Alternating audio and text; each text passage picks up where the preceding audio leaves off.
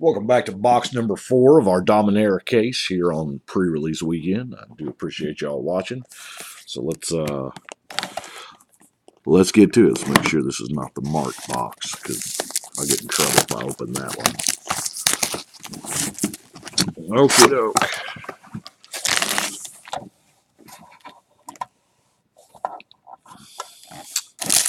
See what we got here. Maybe we can get more than one foil uncommon legend this time. We got, and look at that. Right as we opened it up, we got a foil Tiana and a Halar and a Kamal's Druidic Vow. So it looks like the foil does not take the place of the legend. So if there's a foil legend, it just is in addition to the other legends. Cool. We have the first eruption, Danita, and of course, Time of Ice. Really like that Time of Ice.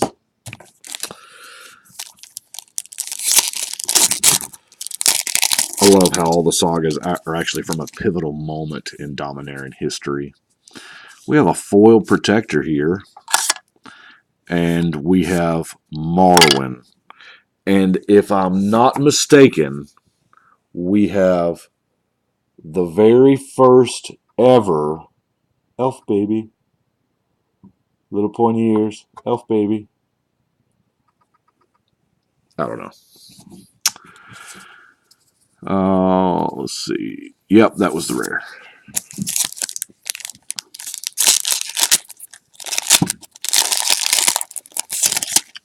Yeah.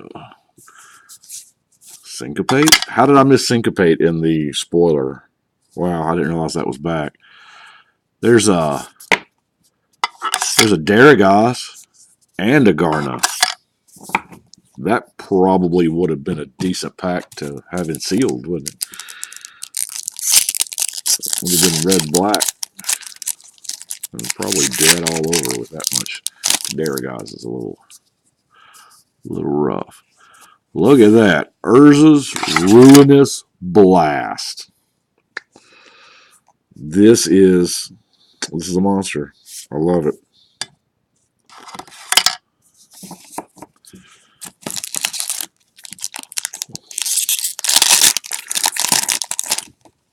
Valduk here. The Antiquities War, followed by Tiana, that's not foil, and everybody's favorite common of the set.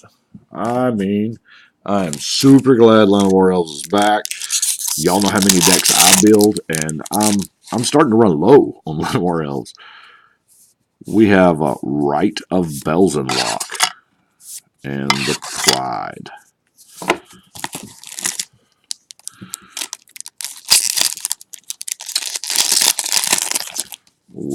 Let's see what we got here. We got a Verdant Force and a Deleuze.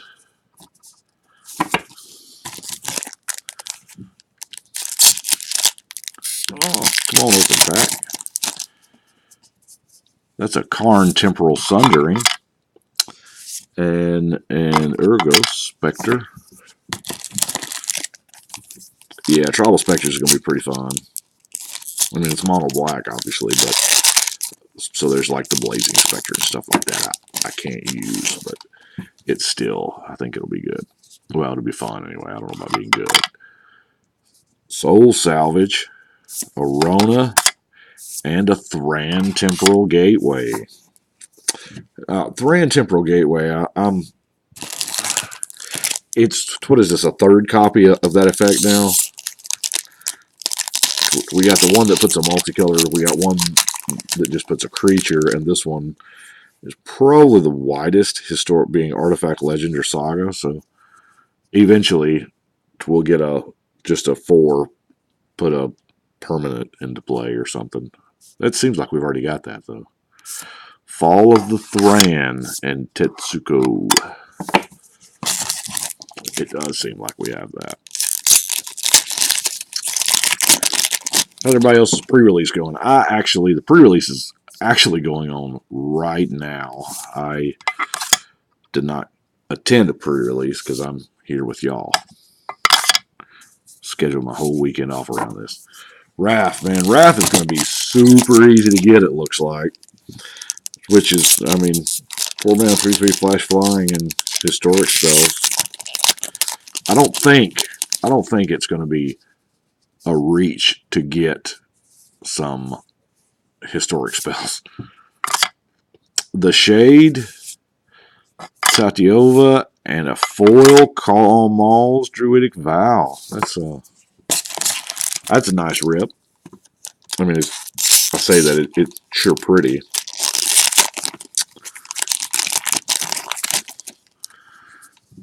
Of course, y'all know I love the shiny. Speaking of shinies, there's a Radiating Lightning and a Benelish Marshall, Slinvoda. Let's see, who haven't we seen yet? I think we haven't seen Karn and we haven't seen Lyra. Wow. Hey, this is weird. I'm going to move this for a second just to show you this. That's what happens when you get a cycle of uncommon, rare, and mythic. You get uncommon saga, rare saga. I thought that was kind of different.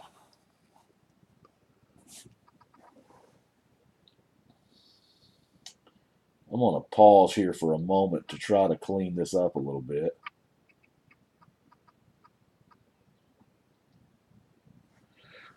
Looks like that may be about as good as I get it. I'm filming in a different room. I'm not in my magic room, or what the wife and kids call the vault. I'm filming right out here in the middle of the living room. I can do that right now because ain't nobody else home. Do we have a rare in this pack? Oh, yeah. Yeah, we have RL.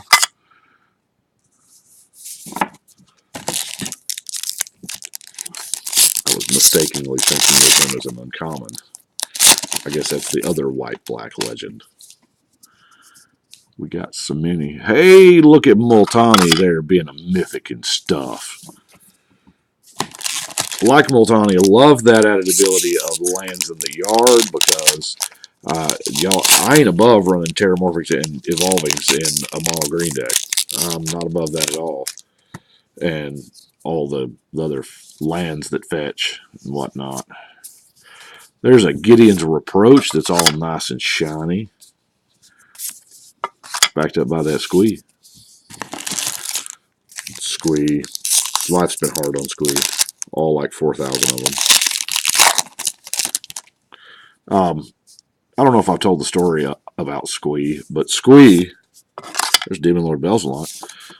Krovax was ascending to be the even car, and he had, I don't know, Squee had done something, and he smashed Squee with his big old maul of a fist, and Squee popped back up, or Krovax was like, I would love to be able to do that forever, and Squee just pops back up off the ground like, daisies or something, and Krovax knew that was the Phyrexian gods giving him an eternal gift. And so he killed Squee all day, every day. And that's how Squee got to be in Mercadian Masks. That's how he got to be, coming back from the dead. And I think Squee was, of course, part of the Weatherlight crew, the original Weatherlight crew. And he obviously, can't die. Hey, there's our green-blue land that we hadn't been getting. Shiny land and a Halar. So I was glad that they actually brought Squee back. I love him as a general. I mean, he doesn't really, you ain't going to get combo-rific with him or nothing, but if he dies, and, he totally will, you can never pay the commander tax on him, so that's pretty sweet. We got ourselves Immolating Inferno and a Garrod.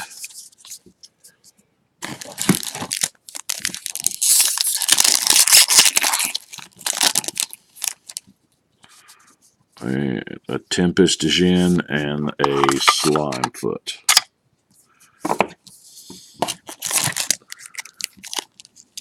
Tempest Gin I like. See, this is still a little fuzzy for me. I don't have the same controlled light settings in here that I do in there.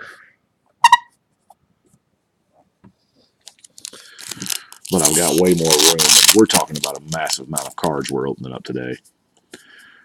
We have the Four Bears Blade, which is increasingly not rare, it looks like. When I think that makes what, 4 or 5 of the Four Bears Blade. There's another Moldorotha. I'll never complain about getting multiples of those. Well, I mean, I might. Totally could. I think that makes 2 or 3. Love this set.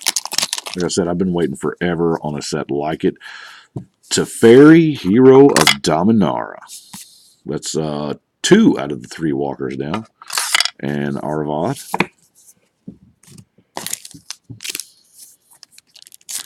We got Teferi and Jaya. It's a woman that means business. That's what she is. Traxos. I love me some Traxos. And with him being your commander, he has no drawback, actually, because the rest of your entire deck is probably mostly artifacts, and he has no drawback when you're casting an artifact a turn. So,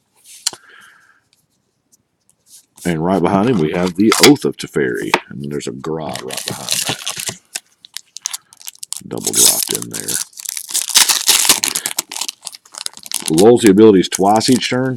That's fair and balanced. That's a Flame of Keld and a Grand Warlord Rada. She's mean.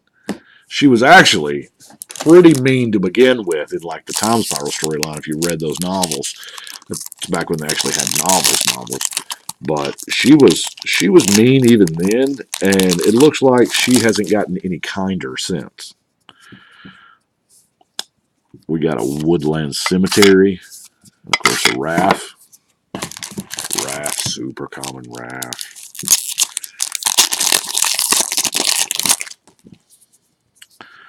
Got a full Partick Wanderer. I mean, he's got a hell of a right hook, it looks like. The Grand Temporal Gateway, Urgoros.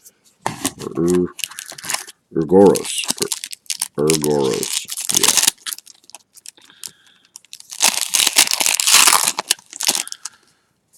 And we have a Black Blade Reforged, because apparently you have to get one of them in every box. And the Halar.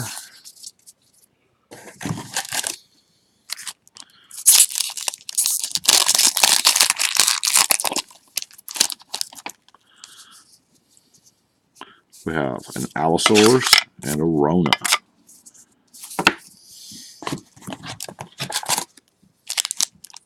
Almost done with box number 4 here. We have, pretty ooze, a Valkut, and a Daring Archaeologist. My